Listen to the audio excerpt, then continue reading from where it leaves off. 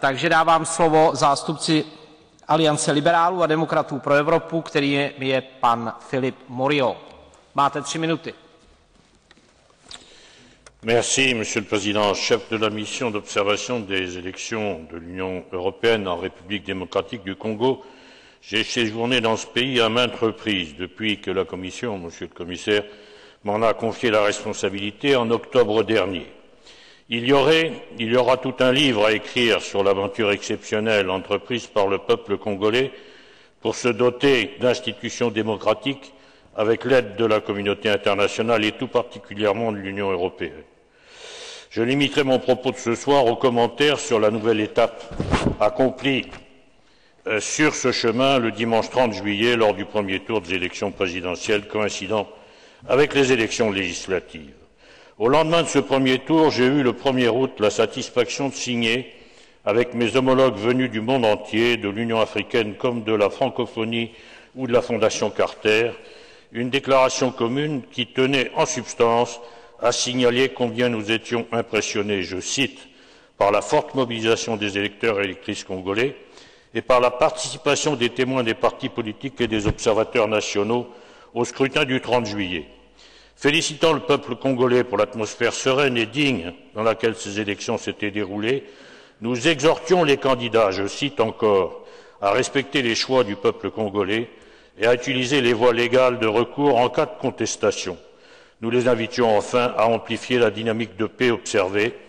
et à s'inscrire durablement dans la voie de la réconciliation nationale, de la reconnaissance et de la reconstruction du pays. Cet appel n'a malheureusement pas été entendu par les partisans les plus fous furieux de l'un et de l'autre candidat largement en tête du premier tour, et peu avant l'annonce des résultats provisoires le dimanche 20 août, ils ont commencé à s'affronter au cœur même de la capitale pour finir le lundi en fin d'après-midi par des combats à l'arme lourde autour de la résidence du premier vice-président, où se trouvaient rassemblés les membres du Comité international d'aide à la transition sous la présidence du représentant spécial du secrétaire général des Nations Unies, Bill Swing. Ce n'est que grâce à l'intervention d'un dispositif sécuritaire mis en place par le général commandant la force de la MONUC, avec le soutien des forces européennes de l'œil fort, que les otages ont pu être délivrés et les fous furieux contraints à regagner leur cantonnement. Je me suis alors félicité d'avoir défendu dans cette enceinte la constitution de cette force et je me suis senti alors fier, Monsieur le Commissaire, vous avez raison, d'être européen, car c'est son intervention d'une remarquable efficacité qui a permis le retour rapide au calme.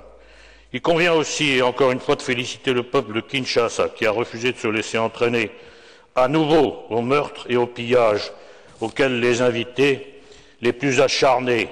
de ceux qui demeuraient opposés à toute révolution démocratique. Le calme qui règne depuis dans l'ensemble du pays peut laisser espérer que ceux-là sont maintenant hors d'état de nuire. À nous d'y veiller avec la plus extrême vigilance et de continuer à peser de tout notre poids politique et s'il le faut militaire sur les 2 candidats restants en lice jusqu'au 2e tour des élections présidentielles prévues pour le 29 octobre. Ensuite, et conformément à la Constitution, le pouvoir, Monsieur le Commissaire, reviendra au peuple par l'intermédiaire de son Parlement élu. C'est à quoi les Congolais aspirent, c'est à quoi il faut continuer de les aider. Merci, Monsieur.